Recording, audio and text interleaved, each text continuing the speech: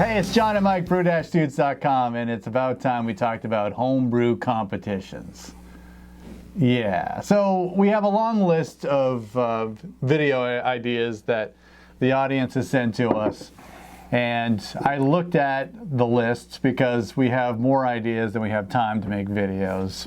But every once in a while I go to the well and I take a look and see what is on there that we haven't done yet, and this is one of the topics. Someone actually wrote and said, and I've gotten this a couple times, can you talk about homebrew competitions? Give us tips on well, how do you enter them? How do you find them? How do you prep for them? And I was like, I don't know, I could sum that up in like a couple of sentences, like, look online, find a homebrew competition, read the rules, and, brew beer and submit them. Done. All right. Too long, didn't watch. We're finished. But no, I think that we could expand upon this and freestyle. If you wanna watch and just talk about my own personal experience, and he can weigh in too. Mm-hmm. This is how we did homebrew competitions. Yeah. We do experiments too, but that's a whole different video. I brought this up because I had just entered the New England Regional Homebrew Competition and walked away with a few medals. Nothing incredible, but it was nice to get, and we'll talk about the most recent competition.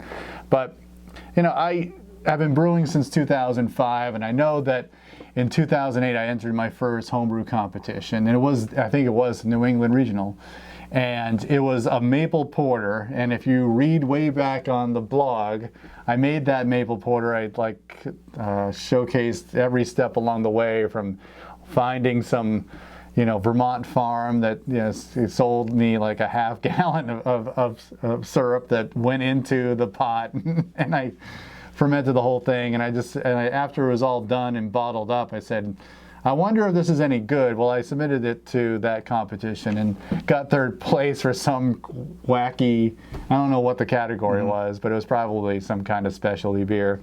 And it's probably because there weren't a lot of entries, to be honest. That beer was okay. So that beer was okay. Let's go with that for a second then. So an overriding question for me with competitions is why enter? Yeah, right? The how and the stuff, the techniques, we can discuss that. But at the top of it all is why bother in the first place, right?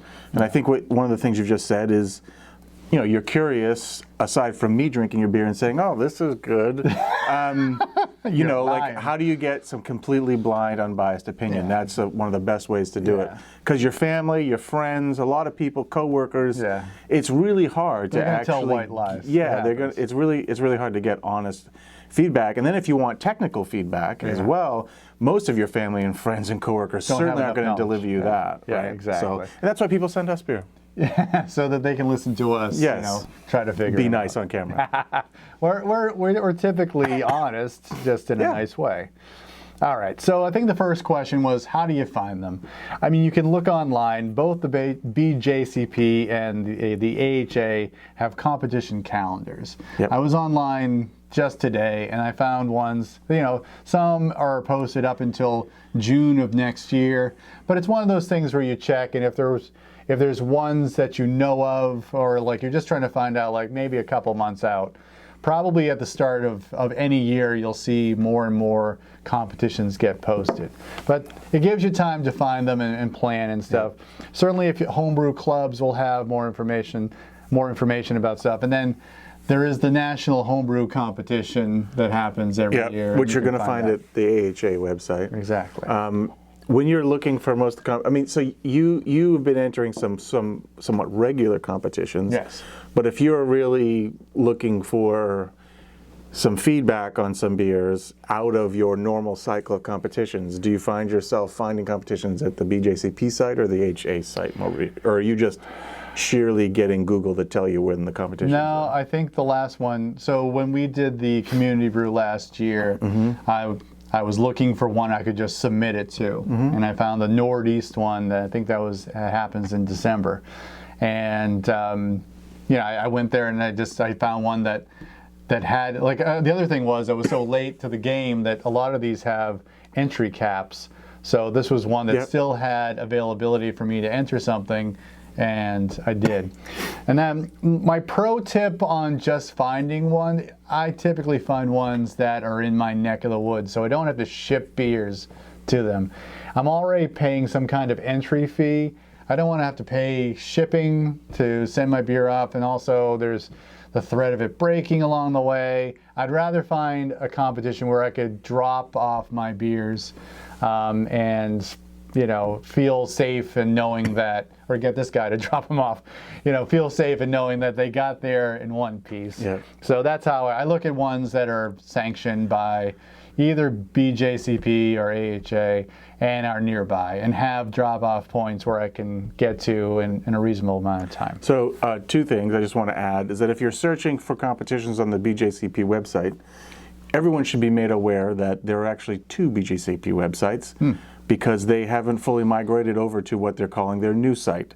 So be aware of that and figure it out. That's all I'm going to say. So the other thing about being local, it's certainly convenient for shipping and an assurance level if you're dropping off bottles at your local shop or something, your local homebrew store. But I think tying this into getting good feedback, submitting regularly to local competitions is a great way to maybe hone a recipe a bit.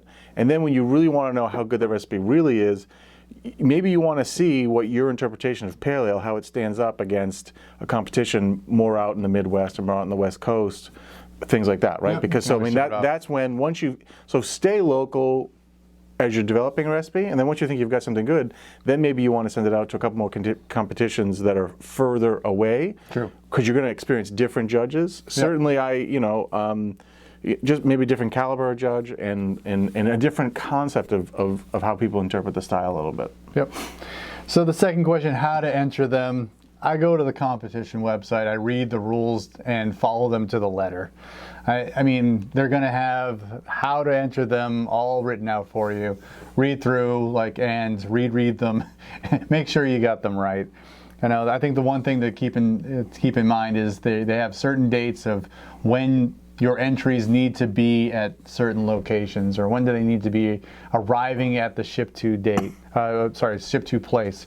So for me, again, I usually mark these in my phone to say I need to get my beers together on this night and deliver them by this day, that sort of thing. Mike said to me a long time ago, you don't want to drop off your beers at the place. You don't really know what may happen. So, a pro tip maybe is to plan to drop them off as close to the deadline as possible so that when the competition runners come around and pick up beers, they're picking them up on that date and taking them to where they'll store them safely and soundly, I guess. I'll add to that too is that a lot of the competitions that I see now these days too, like the best ones at least, they have a really good online entry system where you're typing in and they have drop downs and whatever. And some of the best competitions even take that information and will print the labels for you that are necessary.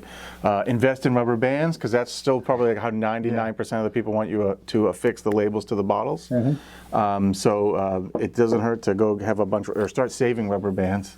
And the other thing that go along with the tip of dropping them off as close to the entry deadline as you can, just to help preserve freshness, or at least you can control the storage of the beer up to that point, is you want to pull a bottle or two and leave that aside at home so that when the competition actually happens, you've got 2 bottles left where you can taste a bottle the day of the competition just to convince yourself it's still drinking the way I anticipated to drink, so that then when you get your feedback back, you'll have some sort of idea that if the bottle you tasted at home had something weird with it, and then they said something weird, then you know that it's not an anomaly, that you tasted it too, and you're learning. Yep. And the other thing too is, when you finally get your competition, your score sheets back with feedback, you'll want to have a bottle still.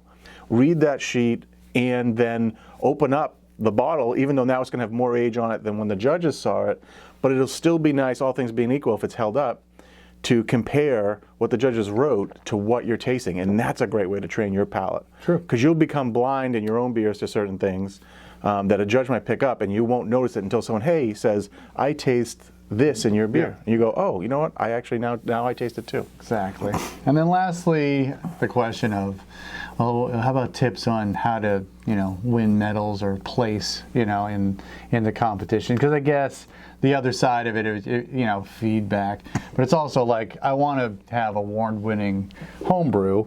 I think that you got to know your style guidelines. I think that, whatever style you're brewing, you should know, you should read the descriptions and get a sense of how they should be showcased in your beer. I think you start looking at commercial examples of things that are listed within these styles and have a few of them to get a good sense of, that's a lot. I think a lot of styles, judges are going to use that as sort of the basis of what this kind of beer should be.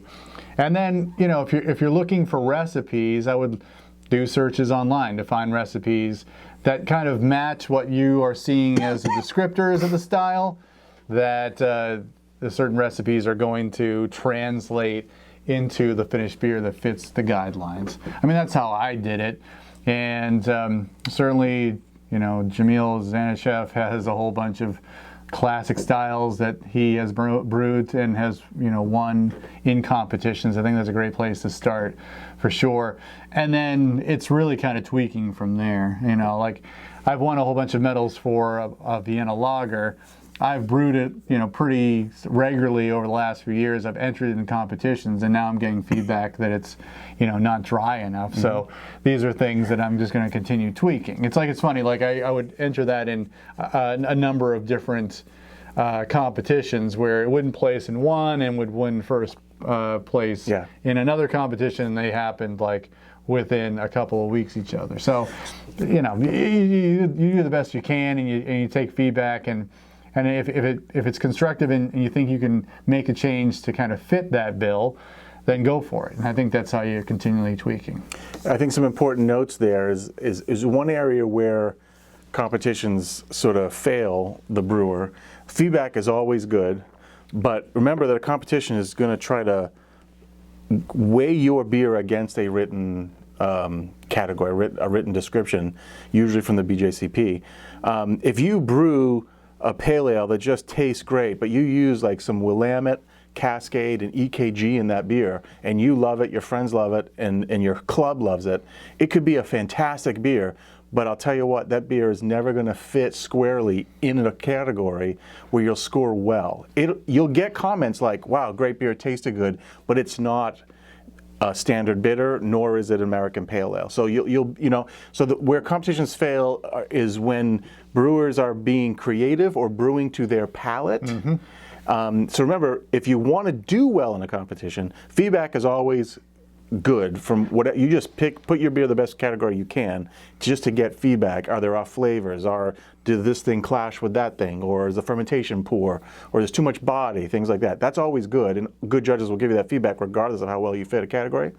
But if you want to do really well in American Pale Ale, you need to present Citra, Cascade, it has to have that, right? And the other thing too is, don't look at a style guideline, the parameters, and say, okay, if this is the high and this is the low for the parameter, and I'm right in the middle, remember that you've got no control over where you appear in a flight of beers. True. So if your beer is being judged against 12 other pale ales, it has to stand out a little bit. So you want it to make sure that it's maybe as dry as it can be, and you want that hop aroma to just be strong enough that it stands out over the rest of the group. So that if it's the first beer in a flight, which is probably the worst position to be in, if it's the first beer, it sticks in their mind, or if it's in the middle, they remember it as they go through the rest of the beers, and hopefully you get through the category that way. So you want your beers, so if you're going to brew for competition, you want to think about what character of the beer I can emphasize to make it stand out. That's like a critical piece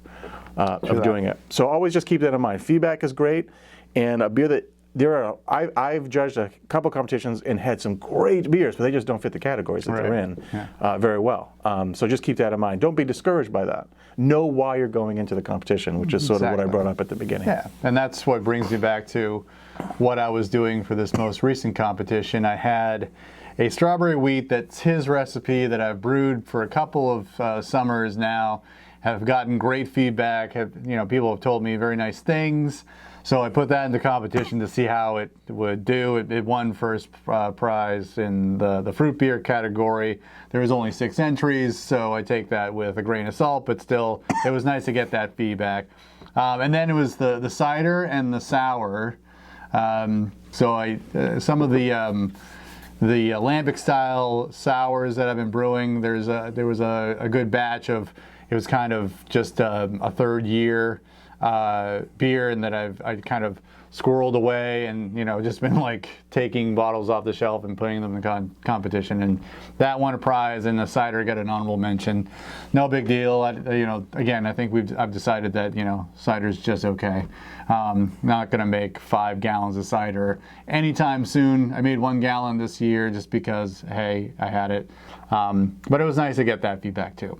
Anyway, so that's my story. Hopefully this was not a big waste of time. I think, again, there's some basic things to keep in mind. Like, if you want to win on a beer style, you should probably know what the characteristics of that beer style is and brew to the style with some brew to it with some ideas of like, how is this going to stick out in a sea of different entries.